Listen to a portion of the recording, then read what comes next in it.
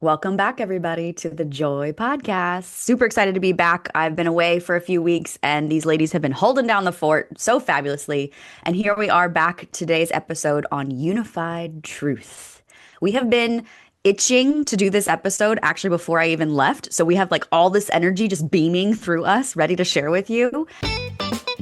Welcome back to another episode of Joy, the Journey of You podcast. We're your hosts, Devin and Chris, and we're here for joy. This podcast is your permission slip to reconnect to your inherent joy and to embrace it. Let's fill up the cosmic joy pot together as we dive in to today's episode. And the irony is that truth is actually born out of stillness. So we have all this energy, and we're going to talk about how in stillness, that's where truth comes. Because the truth is that when we're still, that's where we can hone in on our own truth, our own true level, our own soul truth, right? And when we're in our own soul truth, that's when we're unified with our own soul, right? We're one with ourselves. We're one with existence as just a being in and of ourself, right? So that's one thing. Each of us have talked about that in our own little truth episodes in our own ways. And so that's where you'll get a flavor of each of us in our own truth. And today we're coming together to share with you how, when in your own truth, you come together with other people in their truth, there's a unification, there's unity. And when that truth is unified, everything's amplified. Our whole experience of life and existence and joy, everything is amplified, and especially the good stuff. The good stuff is amplified big time, and we get to experience a big existence when we're living in our truth and then sharing that truth with others and living in what we call the unified field. And believe it or not, we actually all live in a unified field. We're all here in the same place, in the same there's a unified field here. But if we're leaving it untapped, we're missing out on some really awesome juiciness. Yeah. So, the positive application of this is really that when you're in your own truth, honoring your own truth, your own authenticity, you're expanding yourself. And when you're expanding yourself, you're expanding your relationship to truth. And these ladies have a beautiful way to say it themselves of how they take the same concept in their own words. And this is what's cool about coming into unified truth is we're all going to say very similar things, but something is going to probably land in you differently when one of us says it. So I'd love to bring you ladies in to share this positive application of what unified truth really is. I'll start. Go for it. So first of all, I want to add to what Devin just shared in the beginning is that when we come together in truth, all is amplified. And before we started recording this, or rather the last time we met, we got together, Devin shared about her safari experience where she was together with all these creators really living their truth, right? And what she shared also happened is that a lot of shit came up. Like when you are in a group together with people truly living their truth, you can also witness a lot of crap coming up. But the thing is, when you're in your truth like that, the crap that comes up gets integrated so much quicker. Like it's not a process of months and months, but it'll be like, I don't know, an hour or two. And so this kind of amplification is like a speed, acceleration to get to the good stuff because you move through the bad stuff so quickly. I wanted to add that. And to the positive application, I just want to add that when we align with our truth and when we really act on our truth, when we dare to act on our truth, because our egos will kind of try to compress that and try to avoid us living so boldly and authentically, and sometimes it'll feel selfish. Our egos will try to shorten that. And but when we dare to do that, we become very magnetic and we attract really good, really positive, really big experiences into our lives, and much quicker than we would if we kind of, scoot around and try to avoid acting on our truth. Mm-hmm. Over to you, Felicia. Hi. Oh, I can't love this topic enough, honestly. Honestly. Honestly. It's so truthful. Tell me the truth about it. Come on. Truthfully, I can't love this topic more. It's so fascinating how we come to this state in our lives, right? Where we actually don't know what truth feels like because there's so many external things coming in. And I'll probably talk about this throughout the episode. Like, it took me a while to understand or even have someone help guide me through listening to my truth. Right. And then when I was actually able to listen to it and then act on it, as Chris has just said, right, it felt so magical and so joyful, and a whole kind of coming home to your body, like, oh, oh, it can be this easy, right? And it can feel this good. And like I think there's most people have felt this in themselves, and it feels like a full body experience when we're out of truth, when we're out of alignment with truth, or when we know that there is something that is true and we don't act on it or don't act in alignment with that. It feels icky and contractive and small and just not real. It feels Doesn't feel Well, right. powerful, it right? just feels bad. Yeah. Mhm. Disempowering. Mhm. Right. And so when you feel that alignment, when you feel that flow, everything just comes in easier when you're in the truth. Mhm. And it's like But that's a the great puzzle segue. pieces. Sorry. Yeah. I was about to say that's just a great segue into the converse of that is that feeling of ick and disconnect from yourself, right? Disconnect from your own soul's truth. And it just doesn't feel good. It's what we call a discordant energy where the energy is just wonky and it doesn't flow. And ultimately it's a separation from your own soul, from your own self, which is going to make you feel even more, it's going to amplify actually feeling more separate from other people, more separate from life. And it's a very contrast. And I hear as you were talking, Felicia, is that we probably have members of our audience that are fully knowing of this concept of, oh, I have a truth.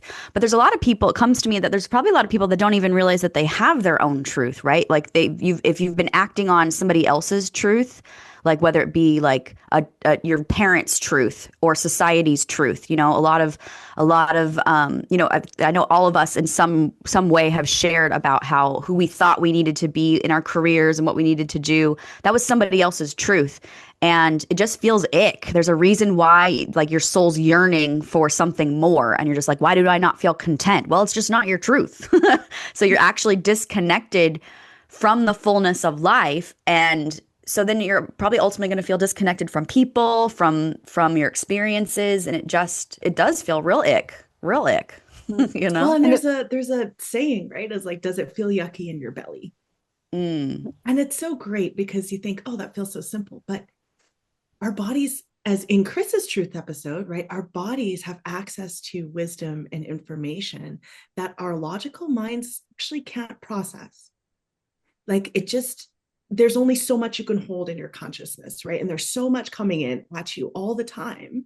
And so your brain has to filter out somehow to make life livable.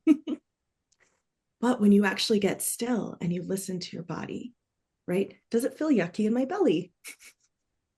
right? Or does it feel like really expansive? And so if people are just coming into this concept of truth, right? I highly encourage you to listen to the 3 different solo episodes we had as truth, because each of us guide you through a demo in a very different way. And the reason we're coming into unified truth is to feel this amplification of the magic and the energy. And yes, all is amplified, right? Mm-hmm. And what you can choose to flow into or not. Hmm. And I always see it like an MRI when I see it like little arrows, they all point in one direction. When you're aligned with your truth, like it Mm. can all flow through. But if you're aligning to somebody else's truth, the arrows point like, like Mhm. and the energy doesn't know where to flow, right? Mhm. And that's ultimately what's also really draining. So when you live and try to fulfill expectations of other people instead of your own and your own truth, then it's like you just put all these holes in your energetic bucket, and Mhm. and then at the end of the day, you're just tired and worn out Empty. instead of energized because you Mhm. did the things that lit you up, right? Yeah.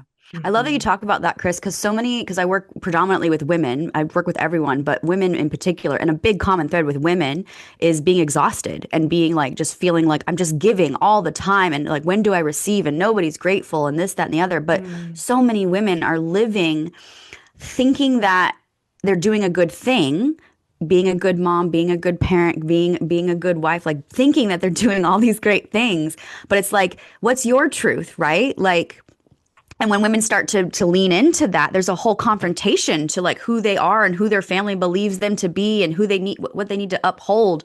But that's when we start to break down like what's your truth, and then it's very confronting. Like I'm remembering a woman that like she just had such an identity on who she was as the wife and like the head of that Mhm. home. And when I was like, just for this hour, let's set it aside. Let's just be here in this room for you. And it was just like it was like she had literally clouded herself from like her teenage years. And she was just like, who am I? And that can be very confronting to be like, well, who the fuck am I if I'm not living other people's truth? You know? So it is confronting. And as Chris was saying, like amplification. And it's in that amplification where you can see how much you want it, how much your just soul is like, please come to truth already. Like, I'm so tired. Like, And then you start shedding these masks, right? These projections. I'd love to have a whole separate episode on identity Oh my God. because that's like Oh so my true. God. That is It's so true, big too.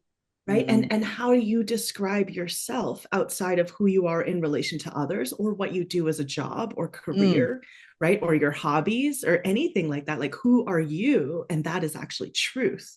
Mm. Yeah, and I want to add to this that two things. Um, that if you're familiar with human design, the more open centers you have, the more energy you can pick up from others. And I know you have a very open design, Felicia, is the more confused you are or can be about what am I, who am I, especially if the G center is open, then and it can be a real long journey of finding out like who am I in my truth? What do I really love? What do I hate? Or, all these things. It's like a layers coming off, right? mhm. Well, So and that that, sorry, yeah. feels like, oh, I'm sorry, you weren't finished. Go ahead. No, I was going to the second point. Okay. Oh, yeah, go to the second point. Go ahead. Yep, that's my story already. So you can share this one Oh, now. well, I mean, I was kind of going to go into a story because it's interesting that you say that. And the fact of like separating your experience or understanding what is your experience and what you're taking on from others, Hmm. especially Devin, as you mentioned, working with women, like there does tend to be a more natural empathic sense, right? And you you feel more of what other people are experiencing. And sometimes if you absorb that into yourself too much, you lose what is yours. Hmm. And I think in my last episode, even on misalignment, right, I talked about how it's easy to then get sucked into someone else's experience and feel like, oh, now I'm sad. Mm. Like, but if you come back into stillness, come back into truth, it's like, okay, that's not. Mhm. Yeah. Mhm. Beautiful. Yeah, it's so funny because we write down some notes for the episode before we start out. So we have like an orientation, and we have, some stories that we want to share. And I deleted mine and just started writing, and I just wrote my crazy. So Felicia and Devin don't know what my story is, except that it's crazy. And Devin just pretty much shared my story. with your client. And I had to laugh so much because I'm like, that's my crazies. Because that was such an interesting phase of my life when my kids were born, and I completely dissolved in my mother role. Like I was mother, and that felt like my truth, but I dissolved in it to an extent that I feel I really lost myself, and that could not have been my truth. Like, yes, am I there for taking care of the kids? Obviously, am I making everything possible for them that I can? Am I taking care of them? All of that, obviously, right? But because our older son was born with some health challenges, it was like I was overprotective. I was the over mother, and that was not healthy. That was neither his truth nor mine, right? And that was so interesting because my ego, my fears, all of that were so strong. Like this mother instinct kicked in so hard that I would have sworn it's my truth. I would have sworn it. But now looking back, I know that that was a complete misconception. Right. And that's just like how strong other people's needs can appear to us, especially when we're open to that it can feel like it's our truth, but it's not. Right. And it's a matter of becoming aware of that. Like, where would it actually be so much more supportive to the kids if I had left them more space, if I had left them more, space to make mistakes and to get hurt and all these things that we want to protect our kids from, but it's healthy, right? So yeah. Thanks for sharing my story, Devin. Anytime. Just read my mind. Chris, why did you call it your crazies? I was starting to write my craziest experience, but then I got sidetracked with a truth circle. Like a little ADD moment. I love this. And then Devin was like, "What's your crazies?" And I was like, "Oh, that's fun." let me roll with that. Oh, well, what speaks to me about that and that crazy is because like I'm hearing a lot of the women I've talked to how you can feel crazy because you feel like you've lost yourself, but there's also a truth to being a mother, right? Like it's true for you to be a mother, it's true for you to be a nurturer, it's true for these women that it's like everyone I've talked to, it's like it's not that it's not true for me to be a mom, but like I know I'm more than that, and so that's where you can really feel like you're freaking crazy because you're like, how do I balance being an individual while also being like the lifeline for this being? And it's a very complex thing that women in particular have to navigate, and that's why it's a much more delicate process to be able to find your truth and live your truth while being in service to others. And it's not only specific to women, but it's definitely a specific breed of experience having birthed someone, right? And the women that I work with, they really can identify with now being crazy and just being like, and that's a whole dialogue too of like, well, you're just hormonal and you're just, you've just lost your mind. And it's like, well, you've lost a sense of yourself, but it's also like a coming home to yourself as who you are now. Like the truth of who a woman is after being a mother is usually quite different than who they were before that. And so it's actually like discovering a whole new truth, which can really feel crazy, For sure. Yeah. So I appreciate you sharing what story already was shared, because it really is, it's a lot of women's experiences, Yeah, and I remember I had to spend the first 8 weeks in a hospital with my son, and that it was not really accommodating for parents. So I didn't have a lot of space for taking a shower in these things. Like I had 5 minutes for taking a shower and running back, and I didn't dry my hair. I just put it in a knot, and who cares?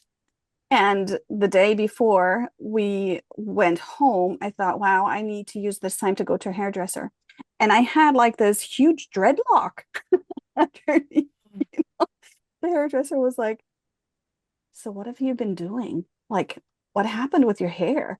And I was like, well, my priorities were in a different universe. Like this did not Hmm. matter at all. My Yeah. son is Mm. alive and I'm happy, and that's Mhm. all that mattered, you know.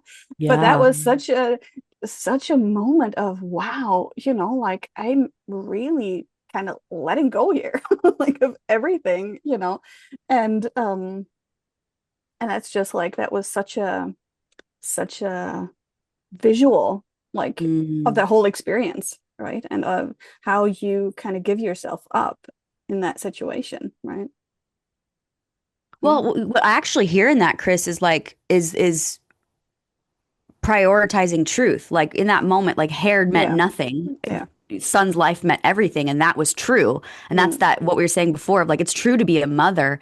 mm. And it's like once the dust settles, okay, what's I can true? go to a hairdresser then. I Yes. can, yeah, right. And get that taken care of. Yeah. Yeah. Yeah, yeah, yeah.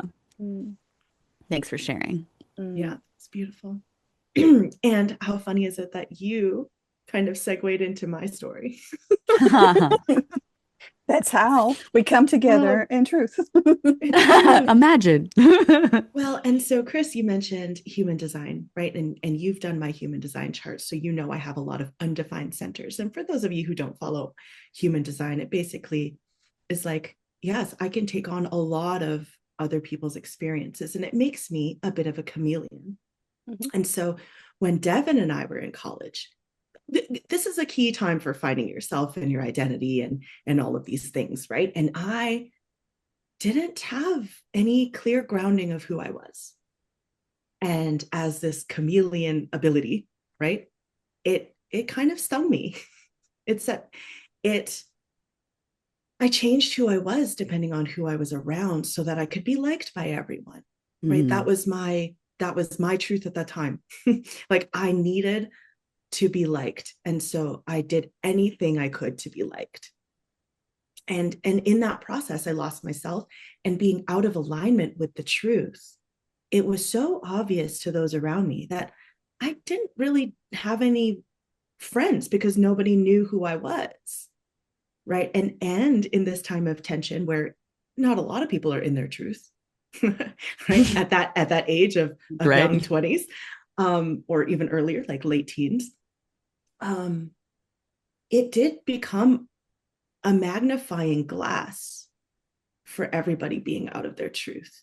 And Mm. then it took years, right, to kind of come together and understand each other and work through conflict and things like this. And some people at that age never worked through it because that's where we were in that stage in our lives, right?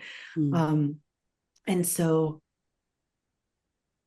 that was a big learning lesson for me, and still a very key defining moment for my young adulthood, is knowing like, okay, that is what feeling out of alignment feels like, and so out of truth feels like. And now when I'm myself, right, it's very goofy, it's very lighthearted, it's oftentimes very nerdy, and I'm like, that's just who I am. I wear Hmm. glasses, I like nerdy things, I like math, you know.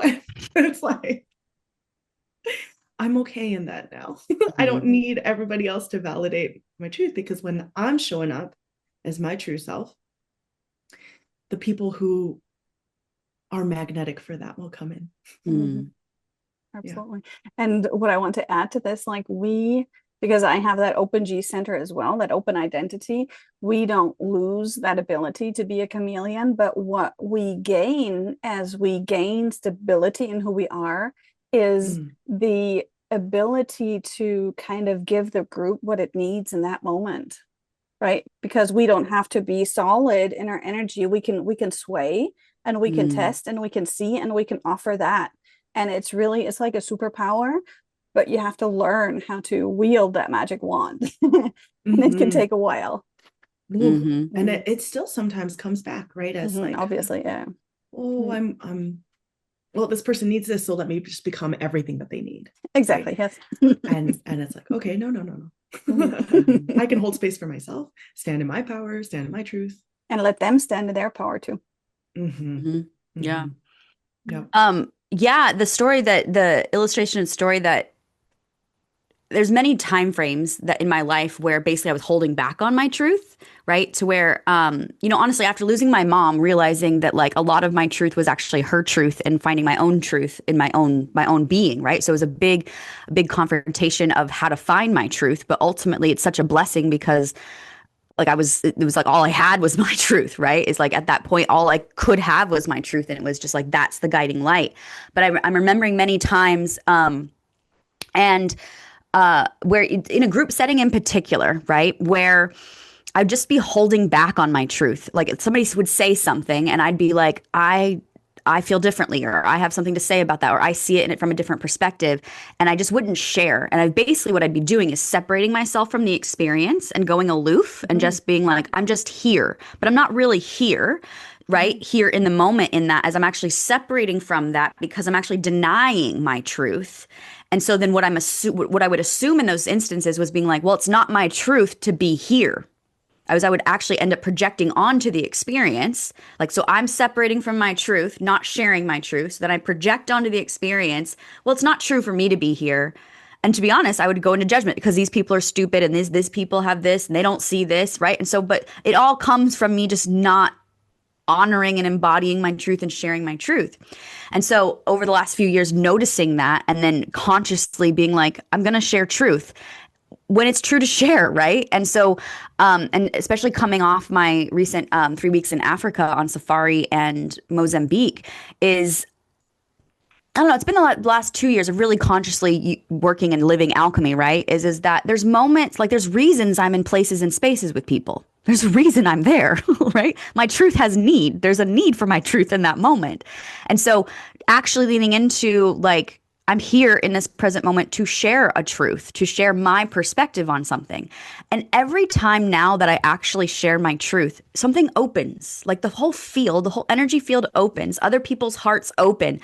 I'm all of a sudden like, oh, I'm accepted. I'm loved. My words have meaning. My words are like actually not only accepted, it ends up being, I'm literally told, thank you so much for saying that. Or I love your energy. I love, and it's not that I'm doing it for that validation. I just so happen to get these words of validation to tell my subconscious, like, your truth is needed here. Like, your truth is needed here. And so it's really cool to see that growth. And as we come into this theme of unified truth, is how unified I feel and how connected I feel with people more when I'm actually sharing my truth. Whereas the old version of Devin thought that her truth wasn't welcome. Because as a young girl, it's like my truth wasn't welcome. It was my mother's truth. It was all the authority figures, their truth, and I just have to fall in line. And it even reminds me of like telling the truth, right? When you were a kid, it was like you have to tell the truth. And there would be time frames where it's like something that was actually of true for me, but it would not be accepted by an authority figure. And it's like, so we're not supposed to tell truth? Or I can Right? only Like, tell the truth when it's in line with what you with are what telling you me to want, do. right? Yes. Like, and Yes. so the truth that we're talking about, if you haven't picked this up, is like Real truth. inherent soul truth, real truth, not truth that serves somebody's initiative or what other people want to hear.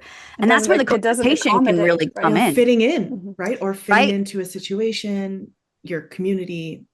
Yeah. Right. And so that's where I would always have this assumption, well, my truth isn't going to be welcomed because as a kid, if I were actually speaking truth, it was confrontational. People were like, no, that's not the truth that we're looking for. Right. Like, and so it's been a journey of that. And I imagine that there's a lot of people that it's a nuance of what is actual truth. What is actual truth? What is your actual truth? So the more that I share my actual truth, so sometimes it's, like I feel like shit, or sometimes it's I'm stressed out. And it's like, honestly, most of the times when I share truth about that, somebody else is like, oh, thank God you said Me that. too. I am too.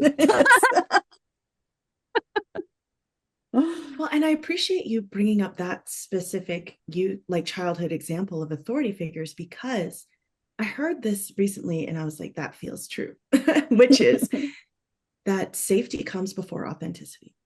Mm. Yes, absolutely. So if we don't feel yeah. safe, right, in our scenario, in our environment, in how people are going to receive the truth, we won't be able to be as authentic. And so this is another premise of the unified truth, is that when everyone can sit in their truth and knowing, whatever you're going to say to me is not directly meant to attack me or put me down in any way, shape, or form, right? And if we can approach the truth from that loving place, everything, that tension that you're talking about that comes up is easily dissolved, as Devin brought up very early in the episode, right? And that's how we kind of come back to when we're in shared space together, when we're an understanding place of sacredness, of safeness, of support and loving and seeing, then it's obvious and easy. Yeah. easy And I also easy. want to say that, you know, when we do the short meditation, like a drop in before we you know, do circle work, it's always like when our brainstem is active, when our amygdala is active, when our whole emotional danger system is active, we cannot tune into the frontal lobe and into our truth, right? Because it's like we need to be alert, we need to be alert. And that's why, you know, like safety, when you feel safe, this is asleep and this can come to life, right? And that's where we actually started off the whole episode, is it all comes from stillness. Your stillness is your safety. And to be able to drop into that, like if I'm trying to, if my brain is in fight or flight and I'm trying to find truth, I'm not going to find it. It's very cloudy. It's very right. Yeah. You're in survival mode, right? Yes. We all know. And so then that's why the number one thing is to pause. Witness that you're in fight or flight. Let it settle. Let it still. Like we were talking about, when the dust settles, let the dust settle. Then truth can be revealed. So what a great time Which for us to do I was just just gonna that. say, what a segue again. Yeah, so I would love to lead you all through a little process to connect to your truth.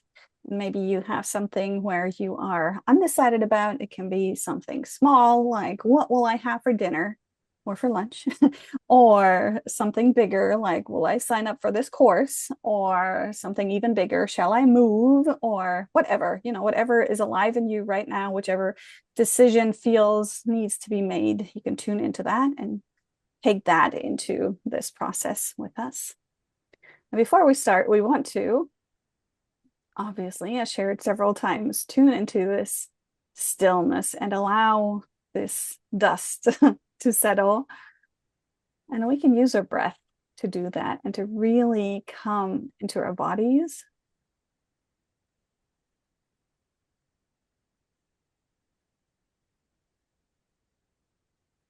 And as you exhale, just imagine you're exhaling all your thoughts and your worries and all the things that you've experienced today already, maybe yesterday. Just make space in your whole being. And when you inhale, expand your container.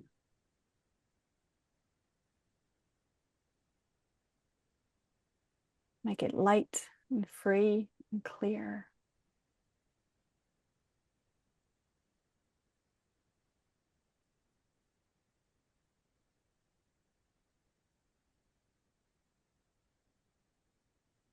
Maybe you can connect to something that you're currently grateful for, like really appreciative for. Maybe a person or a pet or a situation. And just let that expand your heart.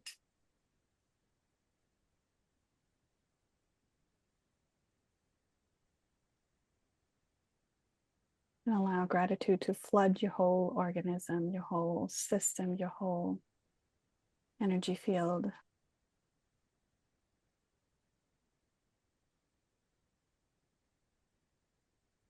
And from that place of stillness and gratitude, I invite you to, in your imagination, go to a magical landscape where everything is possible, like everything is possible, and everything is supported. And everything here loves you since the beginning of time. And if you're so loved, obviously, you're also safe. And here you see a circle in front of you. And this is the circle of your truth about this decision that you're wanting to make. And know that whatever comes through for you in the circle, whatever becomes obvious, your truth is in your highest good and in the highest good of everybody else. When you are aligned in your truth, all is well. And like a mentor of mine always says, it's like you flip a coin and both sides win. You cannot lose whatever comes through.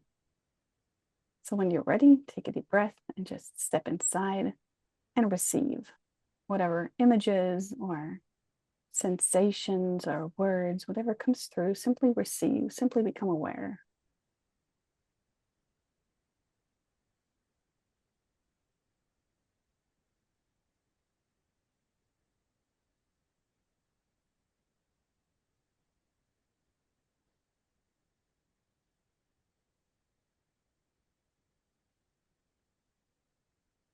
And if you're struggling to receive something, imagine that you're surrounding yourself with a mist and you just see the end of a string. And you can kind of pull that towards you. And at the end of the string, there's a symbol, and it will signify to you whether it's a yes or a no.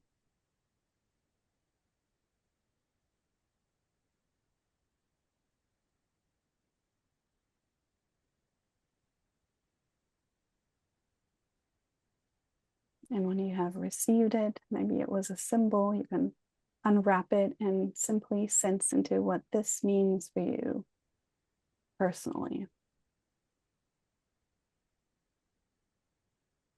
And then sense into how it will feel when you act upon this.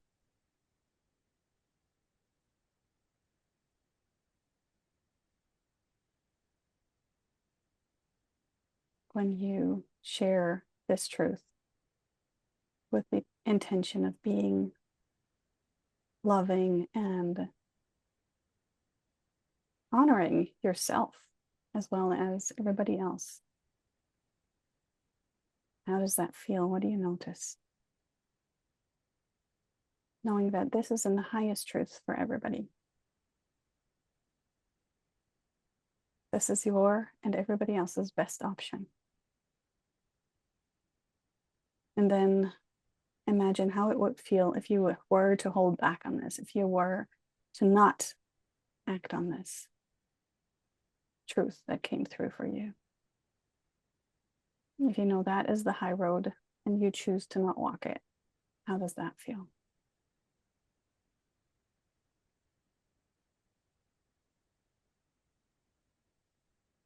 And then take a deep breath and slowly come back. And rub your hands together. You really ground yourself in the here and now again. Open your eyes. I hope you weren't driving.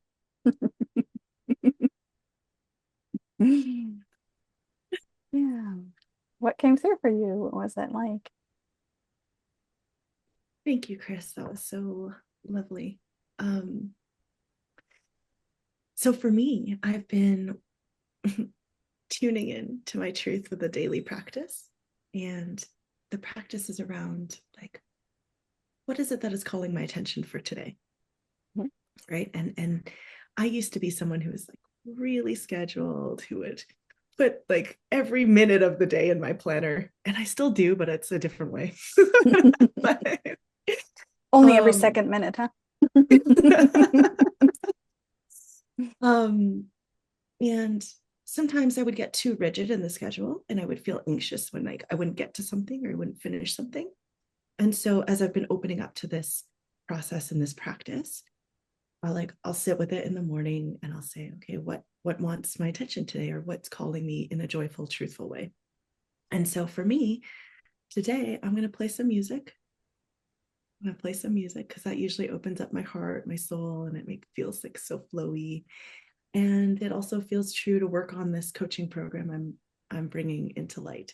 So yeah, and we'll see. One day, my ego came in, right? And I was like, well, you have to get doing this one thing, right? Because I had a band concert coming up, so I thought I had to practice music.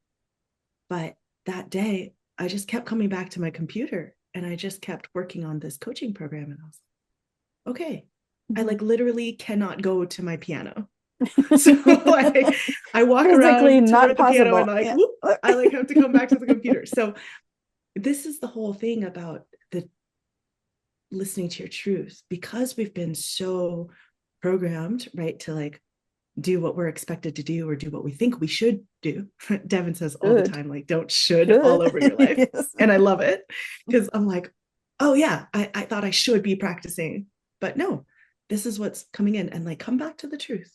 Mhm. And that's where the energy flows too, right? So talk about being amplified, right? I had so much joy towards creating this course that everything felt so easy. And I know that if I had went to practice piano and forced myself to, it would have felt rigid and like nothing was actually working.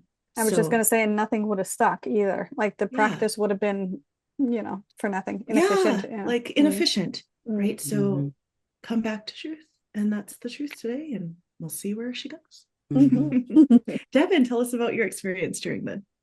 Yeah, mine was had a question on toying of going up to my dad's today for something that emerged just last night. And my ego's just like, I don't want to, he lives over an hour away, and it's like, I don't want to drive there and back in one day, but it's very true for me to head up there. And there was another thing of when I was in Africa, I got the hit, and it just came in really strongly as another thing of like, hey, this is true, to start recording meditations on YouTube and sending those out to people. And so it's just true, right? And it was just like, I just saw myself doing these things, and it just is true. And then when trying to hold back on that, it's just the energy just stops. It's like it's just literally, you're shutting yourself down, you're shutting yourself off. And when you're just in it, it just is. It's just like, I just see myself doing the thing, Yeah, and it just flows, right? And it's like you use energy, but it's resupplied. Is that the word? Like it comes back and it's more. It's like rechargeable. Exactly. And it's like endless.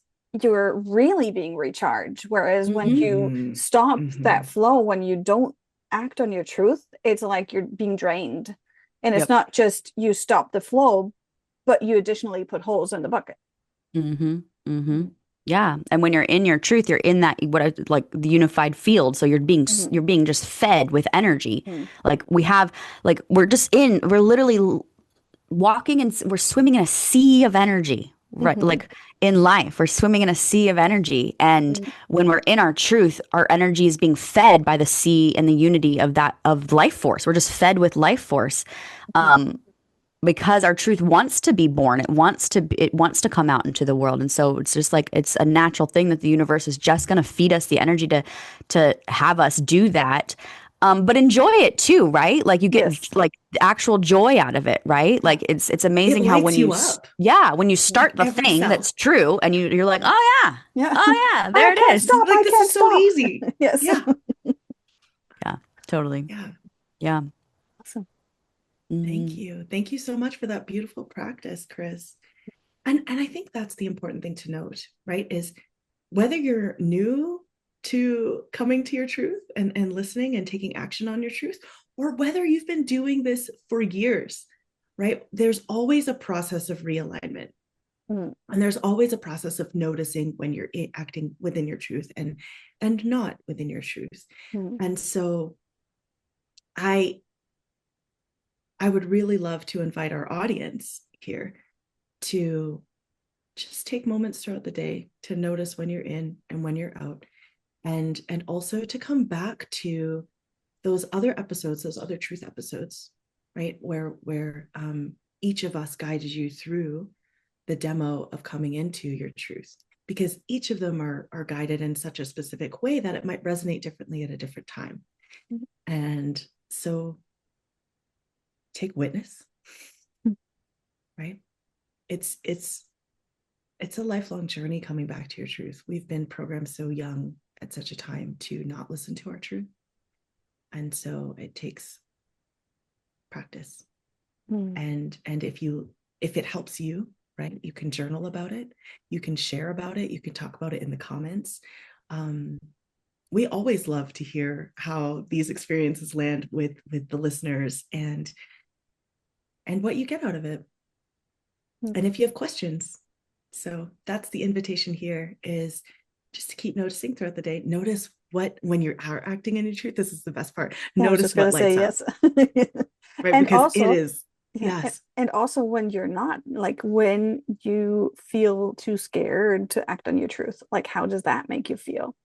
And then Mhm, the next time you choose to act on your truth, like how does that feel then? And Mhm. just observe the differences continuously, like keep coming and looking at the contrast, and then choose to what feels better, what feels more aligned. And, Mhm. when you have been a people pleaser for years and years and years, um, your audience might not love it so much when you start acting in your truth instead of in their egoic truth. And there may be some resistance initially, and that might make you feel not so good. But if you keep following that truth, like you feel things open up, like the resistances, they melt because ultimately, when you act in your truth, you're acting in everybody's truth. So yeah, keep this in the lens, right? Like each episode that we bring forward, it's bringing something into the forefront of awareness to then, yes, it's beautiful to go back to all the episodes, but it's like if you did nothing else, but like from this episode forward, had truth in your awareness of like Chris is saying, like if I don't act in it, how does that feel? Does my stomach turn? Do I feel nauseous? Do I feel stuck? Do I feel ick?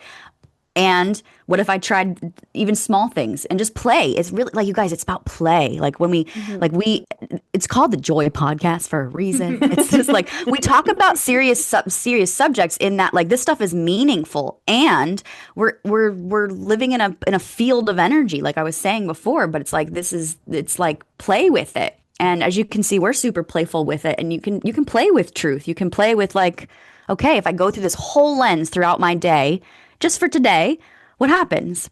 And then Mhm. obviously, we would invite you into doing that every day. And it's just like start somewhere, you guys. Start Mhm. somewhere.